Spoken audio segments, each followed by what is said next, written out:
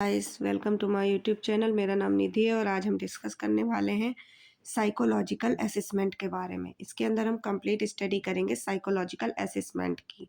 तो आइए वीडियो को शुरू करते हैं। सबसे पहले हम देखेंगे कि साइकोलॉजिकल असेसमेंट का इंट्रोडक्शन क्या होता है। तो psychological assessment is a systematic process used to understand in individual mental, emotional and behavioural and cognitive functions. यानी साइकोलॉजिकल असेसमेंट एक तरीके की सिस्टमैटिक प्रोसेस है जिसमें हम इंडिविजुअल की मेंटल, इमोशनल और बिहेवियरल एंड कॉग्निटिव फंक्शंस को सिस्टमैटिकली असेस करते हैं। It helps in identify psychological problem, diagnosing mental disorder, and planning treatment and evaluating a problem, abilities, personality and emotional status। ये मदद करता है आइडेंटिफाई करने में साइकोलॉजिकल प्रॉब्लम और फिर उस साइकोलॉजिकल प्रॉब्लम को डायग्नोस करने में और उसके ट्रीटमेंट को प्रॉपरली प्लान करने में और उसको फिर कैसे पेशेंट के ऊपर इम्प्लीमेंट करना है और इम्प्लीमेंट करने के बाद उसका क्या असर आ रहा है, इवेलुएट करना। ये सारी चीज़ें एबिलिटीज़, पर्सन की कितनी एबिलिटीज़ हैं, उसकी पर्सनालिटी क्या है, उसका इमोशनल स्टेटस क्या है, ये सारी चीज़ों को हम असिस्ट करते हैं। In health care specially in nursing and mental health practices, psychological assessment is an essential part of holistic patient care। यानी जो साइकोलॉजिकल असेसमेंट है वो एक तरीके का होलिस्टिक पेशेंट केयर का इसेंशियल पार्ट है। समझ आया? यानी अगर हम सिंपल वर्ड में समझें तो साइकोलॉजिकल असेसमेंट एक सिस्टमैटिक प्रोसेस है जिसमें साइकोलॉजिस्ट या ट्रेंड प्रोफेशनल किसी पर्सन के बिहेवियर, इमोशंस, थिंकिंग, पर्सनालिटी और मेंटल हेल्थ को साइंटिफिकली इवेलुएट करता है। इसका मेन एम होता है प्रॉब्लम को समझना, डायग्नोस करना और ट्रीटमेंट प्लान बनाना। क्लियर है? नेक्स्ट हम लोग देखेंगे डेफिनीशन।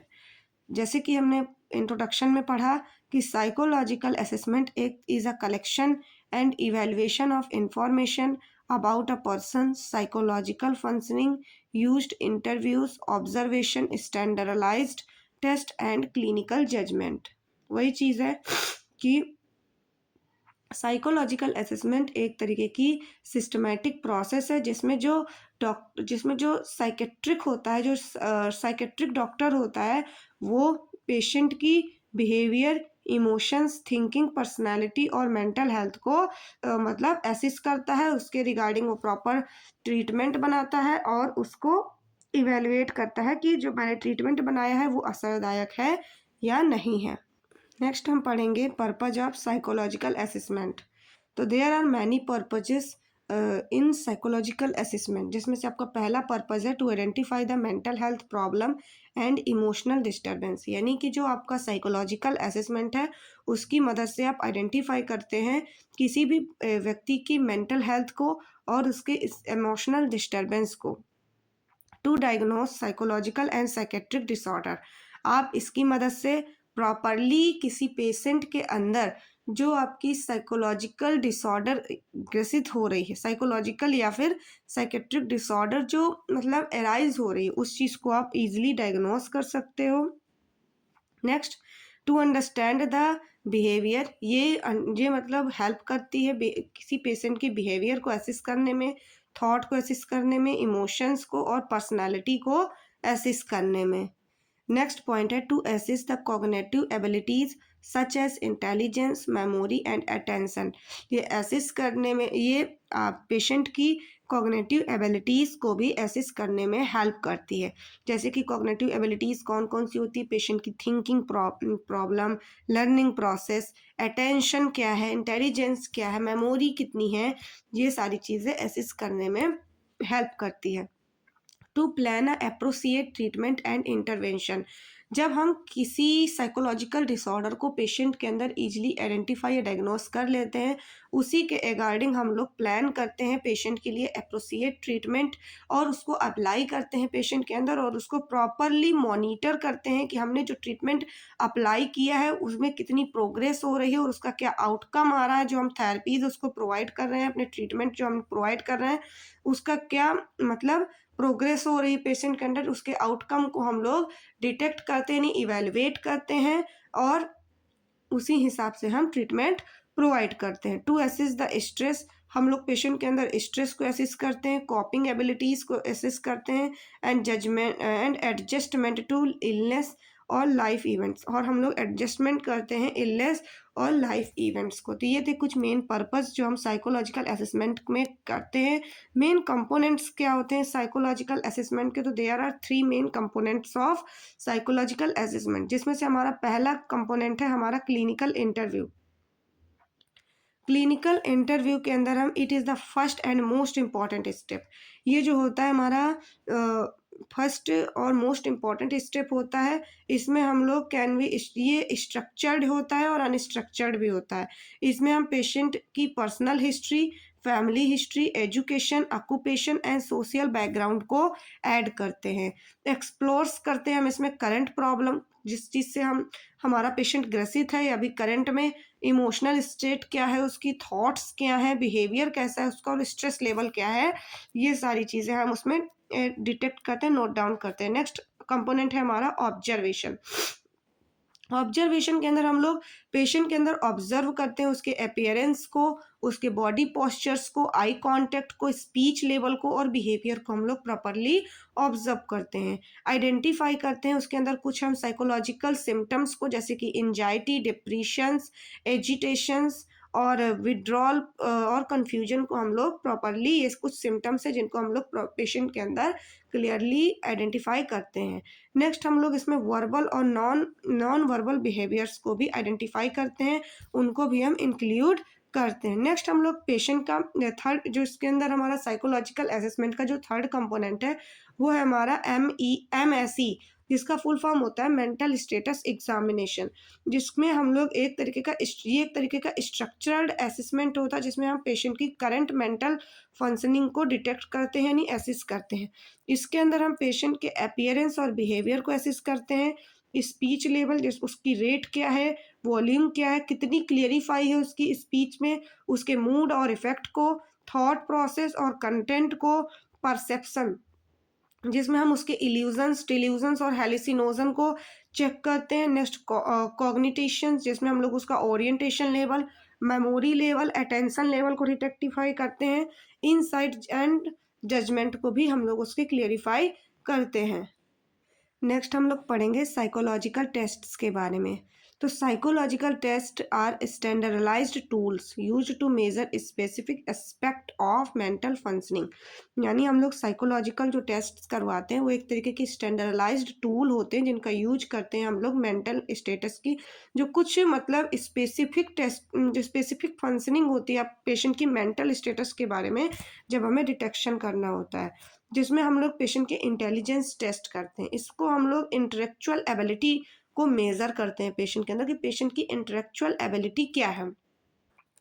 इंटेलेक्चुअल एबिलिटी का मतलब होता है किसी पर्सन की सोचने, समझने, सीखने या फिर प्रॉब्लम सॉल्व करने और डिसीजन लेने की कैपेसिटी। क्लियर है? जिसका मतलब हम लोग एक तरीके से पेशेंट का IQ टेस्ट करते हैं। नेक्स्ट हम लोग पर्सनालिटी टेस्ट करते हैं, जिसमें हम पेशेंट की personality traits, emotional pattern and behaviour को प्रॉपरली एसेस करते हैं। इसके कुछ हम लोग इसमें पेशेंट से हम लोग कुछ क्वेश्चंस पूछते हैं और उसका रिस्पॉन्स चेक करते हैं, जिससे हम लोग पेशेंट की पर्सनालिटी टेस्ट कर लेते हैं।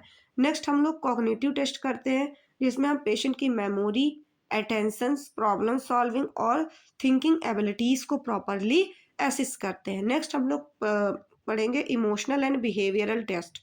इसके अंदर हम लोग पेशेंट का anxiety level, depression, stress and emotional problems को प्रॉपरली आइडेंटिफाई या डिटेक्ट करते हैं। नेक्स्ट हम लोग पढ़ेंगे area assist in psychological assessment.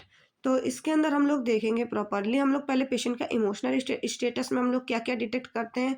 Patient को एंजाइटी तो नहीं हो रही, डिप्रेशन का पेशेंट तो नहीं है, डर तो नहीं लग रहा उसको, उसको गुस्सा तो नहीं आ रहा। नेक्स्ट हम लोग कॉग्निटिव फंक्शनिंग के अंदर हम लोग मेमोरी, मतलब पेशेंट को कितना याद है।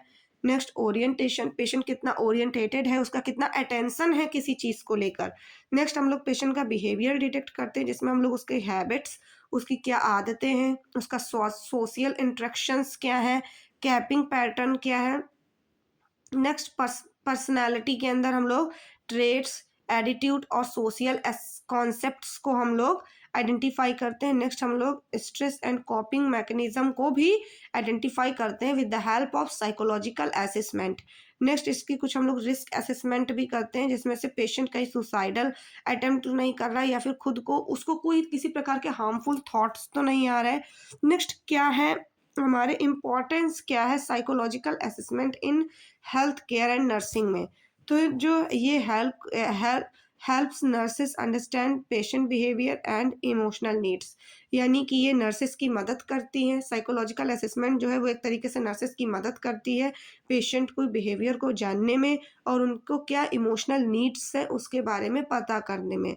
Support early detection of mental health problem, जब हम ये डिटेक्ट हो जाता है कि उसको कैसी मेंटल हेल्थ प्रॉब्लम है, तो ये प्रॉपरली ईजिली हम पेशेंट को इसकी मदद से सपोर्ट प्रोवाइड कर सकते हैं। जब पेशेंट हमें जिस हिसाब से उसके सिम्टम्स शो करते हैं, तो हमें ईजिली जब हम सिम्टम्स को पहचान लेते हैं, उसी हिसाब से हम उसको सपोर्ट प्रोवाइड करते हैं।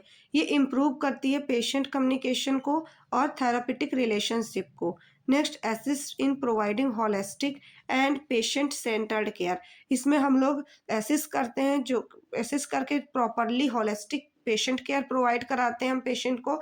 नेक्स्ट हम लोग पेशेंट सेंट्रल केयर प्रोवाइड कराते हैं, हेल्प करते हैं हम planning, nursing intervention and counselling में भी ये प्रॉपरली हेल्प करता है। इथिकल कंसिडरेशंस क्या है, जिसमें ये informed consent must be obtained, इसमें हम लोग इन्फॉर्म्ड कंसेंट को ऑब्टेन करते हैं। कॉन्फिडेंटिलिटी शुड बी मेंटेन, इसमें हम लोग जो कॉन्फिडेंटिलिटी है उसको भी हम प्रॉपरली मेंटेन करते हैं। Assessment should be unbiased and respectful. Next cultural and social background must be considered, इसमें हमारा कल्चरल और सोशल बैकग्राउंड भी कंसीडर्ड करता है। तो साइकोलॉजिकल असेसमेंट में इतना ही। यदि आपको साइकोलॉजिकल असेसमेंट से जुड़े हुए सारे डाउट्स अगर क्लियर हुए हो और मेरी ये वीडियो आपको अच्छी लगी हो, तो मेरे चैनल को लाइक करें, सब्सक्राइब करें एंड बेल आइकन को प्रेस करें। और जिन्होंने अभी तक मेरे चैनल को सब्सक्राइब नहीं किया, वो लोग मेरे चैनल को सब्सक्राइब करें। Thank you.